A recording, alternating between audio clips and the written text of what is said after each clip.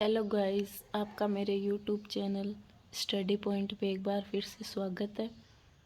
जैसा कि हम पढ़ते आ रहे कक्षा 7 का हमारा राजस्थान बुक, आज हम पढ़ेंगे अध्याय 6।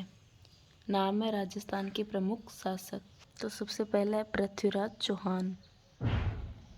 भारत में सल्तनत काल से पूर्व पृथ्वीराज चौहान का नाम प्रतापी शासकों में महत्वपूर्ण रहा। उनके पिता का नाम सोमेश्वर एवं माता का नाम कर्पूर देवी था। जब पृथ्वीराज अल्पायु थे तभी उनके पिता की मृत्यु हो गई। ऐसे में माता कर्पूर देवी ने संरक्षिका के रूप में शासन का भार संभाला, किंतु निकट के संबंधियों ने इसका लाभ उठाना चाहा। शासक बनने के उपरांत पृथ्वीराज चौहान ने सर्वप्रथम अपनी आंतरिक स्थिति की ओर ध्यान दिया। पृथ्वीराज चौहान में योग्य प्रशासक, वीर एवं साहसी योद्धा व सेना नायक आदि गुण विद्यमान थे। विद्या अनुरागी पृथ्वीराज को 6 भाषाओं का ज्ञान था। विद्या अनुरागी का मतलब होता है जिसको विद्या में अत्यधिक रुचि हो। विद्यापति गौड़, वागीश्वर, जयानक, विश्वरूप, जनार्दन, चंद बरदाई व पृथ्वी भट्ट जैसे लेखक व कवि उसके दरबार की शोभा बढ़ाते थे। प्रसिद्ध ग्रंथ पृथ्वीराज रासों की रचना कवि चंद्र बरदाई ने की थी, जैसा हम जानते हैं। महाराणा कुंभा का काल है 1433 से 1468 ईस्वी। सिसोदिया वंश के कला प्रेमी शासक कुंभा का जन्म 1417 ईस्वी चित्तौड़ में हुआ। महाराणा कुंभा 1433 ईस्वी में मेवाड़ के राज सिंहासन पर बैठे। शासक बनते ही महाराणा कुंभा को कई कठिनाइयों का सामना करना पड़ा। महाराणा कुंभा की राजनीतिक उपलब्धियों में बूंदी, गागरोन, सिरोही, वागड़ विजय, मेवाड़, मारवाड़, मैत्री प्रमुख थी। महाराणा कुंभा के व्यक्तित्व में कटार, कलम और कला की त्रिवेणी थी। तो दोस्तों ये ध्यान में रखना है, ये त्रिवेणी वाला बहुत बार क्वेश्चन पूछा गया है, कटार, कलम और कला। सांस्कृतिक दृष्टि से यह काल मेवाड़ के इतिहास का स्वर्ण युग था। मेवाड़ में स्थित 84 दुर्गों में से 32 दुर्ग कुंभा द्वारा निर्मित है। कुंभा ने अचलगढ़ दुर्ग, बसंती का दुर्ग, भोमड़ दुर्ग, मचान का दुर्ग, कुंभलगढ़ दुर्ग व चित्तौड़ के दुर्ग में स्थित विजय स्तंभ का निर्माण करवाया। कुंभा महान संगीतकार भी थे। उनके द्वारा रचित संगीत के ग्रंथों में संगीत राज, संगीत मीमांसा, सूड प्रबंध सबसे प्रमुख है। कुंभा ने जयदेव रचित गीत गोविंद पर रसिक प्रिय टीका की रचना की व चंडी शतक की टीका भी लिखी। महाराणा कुंभा ने महाराजा धीराज, राय रायन, महाराणा राजगुरु, दान गुरु, हाल गुरु, परम गुरु, चाप गुरु, योग्यता व अभिव्यक्त करने वाली उपलब्धियां भी धारण कर रखी थी। इनके पास इतनी उपाधियां थी। तो दोस्तों ये पूरा पैराग्राफ में एक एक लाइन इम्पोर्टेंट है, हमें पूरी ध्यान में रखना अच्छी तरह से इस चैप्टर को, इस पैराग्राफ को। महाराणा सांगा। राणा सांगा का वास्तविक नाम संग्राम सिंह था। राणा सांगा राणा रायमल के पुत्र थे। इनके शासन काल में मेवाड़ अपनी शक्ति के चरमोत्कर्ष पर पहुंच गया। इन्होंने सभी राजपूत राज्यों को संगठित किया, उन्हें एक छत्र के नीचे लाए।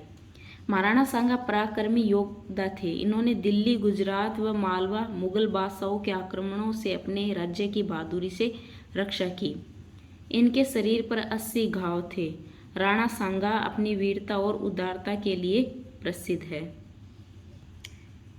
मालदेव राठौड़ वंश के राव गंगा के ज्येष्ठ पुत्र थे। मालदेव स्वतंत्रता प्रेमी व महत्वाकांक्षी शासक थे।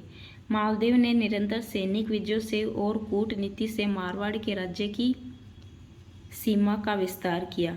मेवाड़ के इतिहास में राव मालदेव का शासन मारवाड़ का शौर्य युग कहलाता है। उन्होंने अपने काल में कुल 52 युद्ध किए।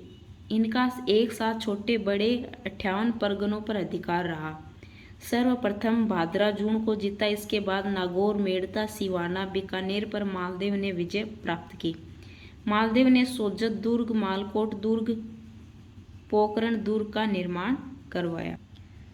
1562 ईस्वी में मालदेव का देहांत हो गया। मालदेव को फारसी इतिहासकारों ने हसमत वाला शासक, ताकतवर नाम से पुकारा। अब है महाराणा प्रताप। महाराणा प्रताप उदय सिंह के ज्येष्ठ पुत्र थे। उदय सिंह हम जैसा जानते हैं वो पन्ना दाई ने जिसको बचाया था। इनका जन्म 9 मई 1540 को कुंभलगढ़ में हुआ। इनकी माता का नाम जयवंता बाई था। राणा प्रताप का राज्याभिषेक 28 फरवरी 1572 ईस्वी को हुआ।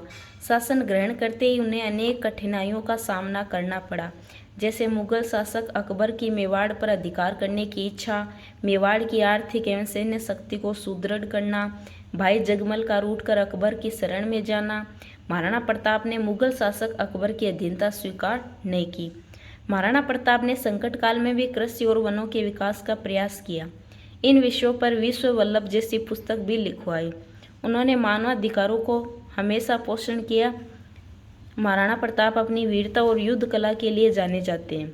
उन्होंने अपने व्यक्तित्व से मेवाड़ के प्रत्येक व्यक्ति को मातृभूमि की स्वतंत्रता के लिए सब कुछ न्यौछावर कर देने वाला महान योद्धा बना दिया। अब महाराजा राय सिंह, इनका काल है 1574 से 1612 ईस्वी। बीकानेर के राव कल्याणमल के बड़े पुत्र राय सिंह का जन्म 20 जुलाई 1541 को हुआ। 1574 ईस्वी में राय सिंह का राज्याभिषेक हुआ। राय सिंह ने अपने रण कौशल से गुजरात, काबुल, कंधार एवं दक्षिण भारत के अभियानों को सफल बनाया। ये अपनी दानशीलता के लिए प्रसिद्ध थे। इसी खूबी के कारण उन्हें राजपूतानी का कर्ण भी कहते हैं। राय सिंह ने बीकानेर के सुदृढ़ जूनागढ़ का निर्माण करवाया। इन्होंने किले के भीतर एक प्रशस्ति लिखवाई जिसे राय सिंह प्रशस्ति कहते हैं। विद्या अनुरागी महाराजा राय सिंह ने राय सिंह महोत्सव एवं ज्योतिष रत्नमाला जैसे ग्रंथों की रचना की।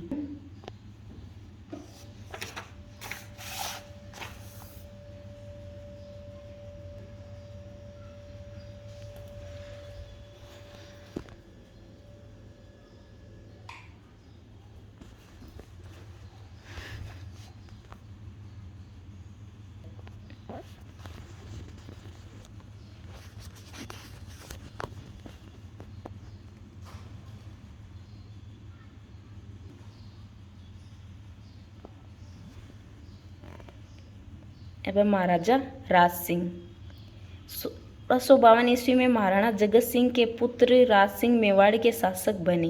राज सिंह ने मुगल उत्तराधिकार युद्ध में औरंगजेब का साथ दिया, परंतु औरंगजेब की नीतियों ने राज सिंह को उसका विरोधी बना दिया।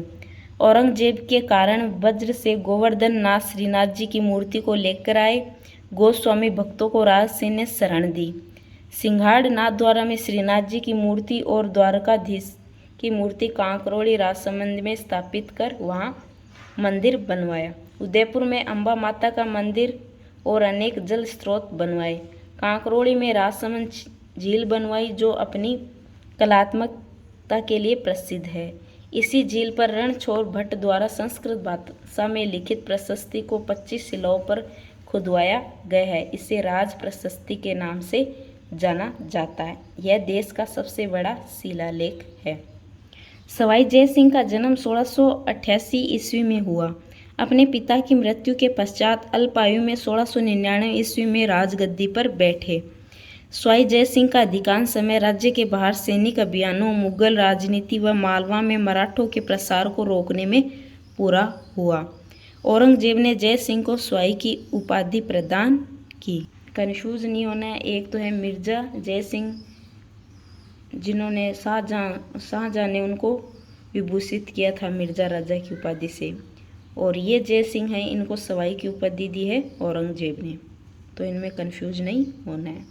राजस्थान के इतिहास में सवाई जय सिंह की गणना महान शासक, सेनापति, विद्वान, आश्रयदाता और नक्षत्र एवं गणित विद्या के ज्ञाता के रूप में की जाती है। कछवाहा राजवंश के सवाई जय सिंह ने आमेर के स्थान पर जयपुर को राजधानी बनाया। सवाई जय सिंह ने 1725 ईस्वी में नक्षत्रों की गति की गणना के लिए एक शुद्ध सारणी का निर्माण करवाया, जिसका नाम तत्कालीन मुगल बादशाह के नाम पर जीज-ए-मोहम्मद शाही रखा। सवाई जय सिंह के समय में ज्योतिष विद्या पर जय सिंह कारिका नामक ग्रंथ लिखा गया। ज्योतिष यंत्रों पर अनेक ग्रंथ भी इसी दौरान लिखे गए, जिनमें सिद्धांत सम्राट, यंत्र राज आदि प्रमुख है।